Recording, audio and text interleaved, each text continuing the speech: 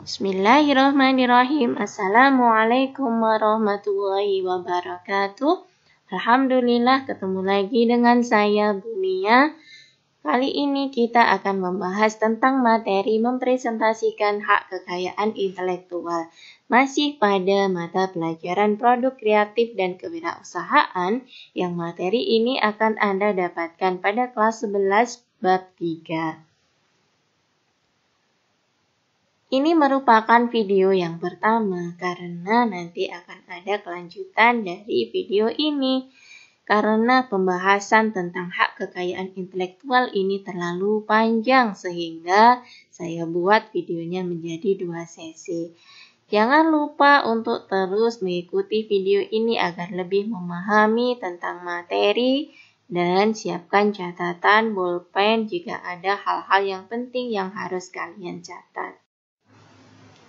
Seperti biasanya, sebelum kita melanjutkan pada materi pelajaran, kita akan mengetahui dulu tentang kompetensi dasar dari bahasan kita pada kesempatan kali ini. Kompetensi dasar yang pertama adalah memahami hak atas kekayaan intelektual. Kompetensi dasar yang kedua adalah kompetensi dasar 4.3 yaitu mempresentasikan hak atas kekayaan intelektual. Adapun tujuan dari pembahasan kita adalah setelah mempelajari materi ini, maka diharapkan satu siswa dapat mendeskripsikan hak atas kekayaan intelektual. 2 siswa dapat mendeskripsikan macam-macam hak kekayaan intelektual, dan yang ketiga siswa dapat mempresentasikan hak atas kekayaan intelektual. Bahasan materi kita pada video 1 ini adalah yang pertama tentang pengertian hak kekayaan intelektual, yang kedua tentang tujuan hak kekayaan intelektual, yang ketiga tentang prinsip-prinsip hak kekayaan intelektual, dan yang keempat adalah tentang hak cipta. Hak kekayaan intelektual merupakan istilah yang sudah sangat familiar di masyarakat, apalagi dengan maraknya berbagai macam kasus yang berkaitan dengan hak kekayaan intelektual tersebut. Urusan terkait dengan hak kekayaan intelektual ini sebenarnya memang urusan yang sangat serius. Dalam hal ini, negara hadir untuk menjaganya di bawah Kementerian Hukum dan Hak Asasi Manusia. Terdapat satu direktorat yang menangani tentang hak kekayaan intelektual tersebut, yaitu Direktorat Jenderal Kekayaan Intelektual. Lalu, apakah sebenarnya yang dimaksud dengan hak kekayaan intelektual tersebut atau yang disingkat dengan HKI itu? Apakah kalian sudah tahu ataukah sudah pernah mendengar tentang istilah hak kekayaan intelektual ini? Betul sekali. Yang dimaksud dengan hak kekayaan intelektual itu merupakan terjemahan dari Intellectual Property Right sebagaimana diatur dalam Undang-Undang Nomor 7 Tahun 1994 tentang pengesahan WTO Agreement Establishing the World Trade Organization. Pengertian HKI itu sendiri yaitu hak yang timbul dari hasil olah pikir yang menghasilkan suatu produk atau proses yang berguna untuk manusia.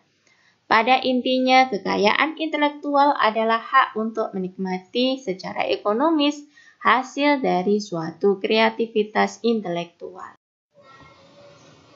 Mengapa kita perlu memahami tentang hak kekayaan intelektual ini? Ini tentu saja sesuatu yang harus kita ketahui. Nah, kita perlu memahami hak kekayaan intelektual ini untuk menimbulkan kesadaran akan pentingnya daya kreasi dan inovasi intelektual sebagai kemampuan yang perlu diraih oleh setiap manusia. Siapa saja yang ingin maju sebagai faktor pembentuk kemampuan daya saing dalam penciptaan inovasi baru yang kreatif. Selain itu, tujuan lain dari HKI ini adalah Yang pertama, mengantisipasi adanya kemungkinan pelanggaran dari atau atas hak kekayaan intelektual orang lain. 2. Membantu meningkatkan kompetisi dan pangsa pasar khususnya dalam komersialisasi kekayaan intelektual. Dan yang ketiga adalah sebagai bahan pertimbangan untuk menentukan sebuah strategi penelitian, industri, dan usaha di Indonesia. Nah, prinsip-prinsip hak kekayaan intelektual atau HKI itu adalah sebagai berikut ini. Yang pertama ada prinsip ekonomi. Prinsip ekonomi hak kekayaan intelektual yaitu adanya hak seseorang untuk memperoleh keuntungan ekonomi dari hasil karya intelektualnya. Untuk itu diperlukanlah pengukuhan hak atas karyanya tersebut agar dapat dimanfaatkan secara ekonomis. Prinsip yang kedua adalah prinsip keadilan. Maksud prinsip keadilan ini adalah adanya suatu keadilan atas perlindungan bagi para pemilik hak kekayaan intelektual tersebut sehingga nantinya sang pemiliklah yang memiliki hak penuh atas pemanfaatan atau penggunaan hasil karya intelektualnya. Adapun prinsip hak kekayaan intelektual yang ketiga adalah prinsip kebudayaan. Prinsip kebudayaan ini adalah adanya pengembangan dari sastra, seni, dan ilmu pengetahuan. Hal ini tentu saja akan sangat bermanfaat guna meningkatkan taraf hidup serta menghadirkan keuntungan bagi masyarakat, bangsa, dan negara. Sementara prinsip yang keempat adalah prinsip sosial. Ini merupakan prinsip yang terakhir, yaitu yang mengatur kepentingan manusia sebagai warga negara. Artinya, negara melindungi hak yang diakui oleh hukum yang telah diberikan kepada individu sebagai satu kesatuan, sehingga perlindungan diberikan berdasarkan keseimbangan kepentingan individu dan masyarakat. Nah, berikut ini adalah klasifikasi hak kekayaan intelektual. Hak kekayaan intelektual itu terdiri dari hak cipta dan hak kekayaan industri. Hak cipta ini meliputi ilmu pengetahuan, seni, sastra, dan hak yang terkait. Sedangkan hak kekayaan industri ini meliputi hak paten, hak merek, desain industri, desain tata letak sirkuit terpadu, rahasia dagang, dan indikasi geografis. Yang pertama kan kita bahas adalah tentang hak cipta. Sudah pernah mendengar tentang hak cipta? Apa coba yang dimaksud dengan hak cipta? Betul sekali, yang dimaksud dengan hak cipta adalah hak eksklusif pencipta yang timbul secara otomatis berdasarkan prinsip deklaratif. Ciptaan yang dilindungi oleh hak cipta ini mencakup bidang ilmu pengetahuan, seni, dan sastra dengan perincian sebagaimana berikut ini. Yang pertama adalah buku, program komputer, pamflet, perwajahan atau layout, karya tulis yang diterbitkan, dan semua hasil karya tulis lain seperti ceramah, kuliah, pidato, dan ciptaan lain yang sejenis dengan itu. Yang kedua adalah alat peraga yang dibuat untuk kepentingan pendidikan dan ilmu pengetahuan. Yang ketiga adalah lagu atau musik dengan atau tanpa teks. Yang keempat adalah drama atau drama musikal, tari, koreografi, pewayangan, dan pantomim. Yang kelima adalah seni rupa dalam segala bentuk seperti seni lukis, gambar, seni ukir, seni kaligrafi, seni pahat, seni patung, kolase, dan seni terapan. Yang keenam adalah arsitektur, yang ketujuh peta, yang kedelapan seni batik, yang kesembilan fotografi, dan yang kesepuluh adalah terjemahan, tafsir, saduran, bunga rampai, dan karya lain dari hasil pengalih wujudan. Berikut ini adalah contoh dokumen hak cipta. Biar kalian tidak penasaran bagaimana sih dokumen hak cipta ini. Nah, seperti ini ya dokumen hak cipta itu. Berikutnya adalah peraturan perundang-undangan yang terkait dengan hak cipta. Di sini ada banyak sekali ya peraturan perundang-undangan yang terkait dengan hak cipta. Ada Undang-Undang Nomor 28 Tahun 2014 tentang hak cipta. Kemudian Peraturan Pemerintah Republik Indonesia Nomor 7 Tahun 1989 tentang perubahan atas Peraturan Pemerintah Nomor 14 Tahun 1986 tentang Dewan Hak Cipta ditetapkan tanggal 5 April 1989. Berikutnya adalah Peraturan Pemerintah Republik Indonesia Nomor 1 Tahun 1989 tentang penterjemahan dan atau perbanyakan ciptaan untuk kepentingan pendidikan, ilmu pengetahuan, penelitian, dan pengembangan yang ditetapkan pada tanggal 14 Januari 1989. Peraturan Pemerintah Republik Indonesia Nomor 14 Tahun 1986 tentang Dewan Hak Cipta ditetapkan tanggal 6 Maret 1986.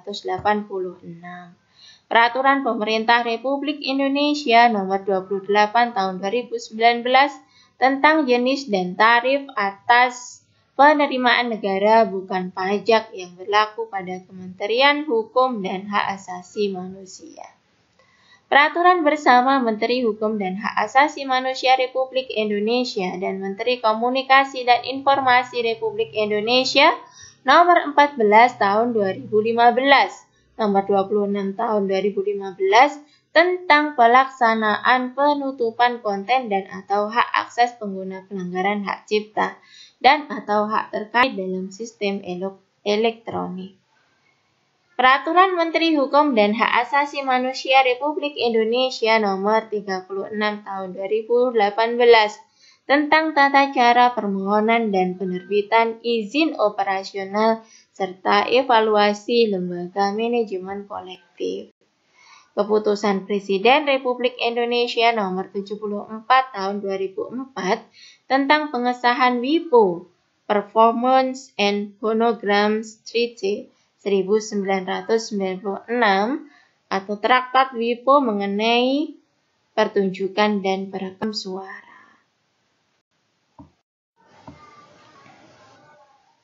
Bagaimana cara untuk mengajukan permohonan pendaftaran ciptaan untuk mendapatkan hak cipta ini? Berikut ini akan diuraikan ya tentang pengajuan permohonan pendaftaran ciptaan untuk mendapatkan hak cipta tersebut. Yang pertama, mengisi formulir pendaftaran ciptaan yang telah disediakan dalam bahasa Indonesia dan diketik rangkap 3. Yang kedua, surat permohonan pendaftaran hak penciptaan. Pendaftaran ciptaan mencantumkan nama kewarganegaraan dan alamat pencipta, nama kewarganegaraan dan alamat pemegang hak cipta, nama kewarganegaraan dan alamat kuasa, jenis dan judul ciptaan, tanggal dan tempat ciptaan diumumkan untuk pertama kali, serta uraian ciptaan yang kesemuanya itu dibuat dalam rangkap 3. Berikutnya adalah surat permohonan pendaftaran ciptaan yang hanya dapat diajukan untuk satu ciptaan. Melampirkan bukti kewarganegaraan pencipta dan pemegang hak cipta berupa fotokopi KTP atau paspor. Apabila permohonan badan hukum, maka pada surat permohonannya harus dilampirkan turunan resmi akta pendirian badan hukum tersebut. Melampirkan surat kuasa bila mana permohonan tersebut diajukan oleh seorang kuasa beserta bukti kewarganegaraan kuasa tersebut.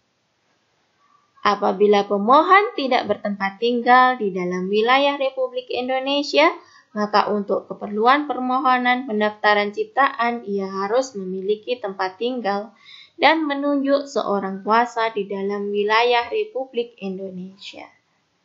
Apabila Pendaftaran ciptaan diajukan atas nama lebih dari seorang dan atau suatu badan hukum, maka nama-nama pemohon harus ditulis semuanya dengan menetapkan satu alamat dari pemohon. Apabila ciptaan tersebut telah dipindahkan agar melampirkan bukti pemindahan hak. Melampirkan contoh ciptaan yang dimohonkan pendaftarannya atau demikian tadi ya, cara untuk mengajukan permohonan pendaftaran ciptaan untuk mendapatkan hak cipta. Sekaligus mengakhiri materi kita pada video 1 kali ini. Jangan lupa video ini masih berlanjut pada video yang kedua. Semoga bermanfaat. Alhamdulillah. Dan wassalamualaikum warahmatullahi wabarakatuh.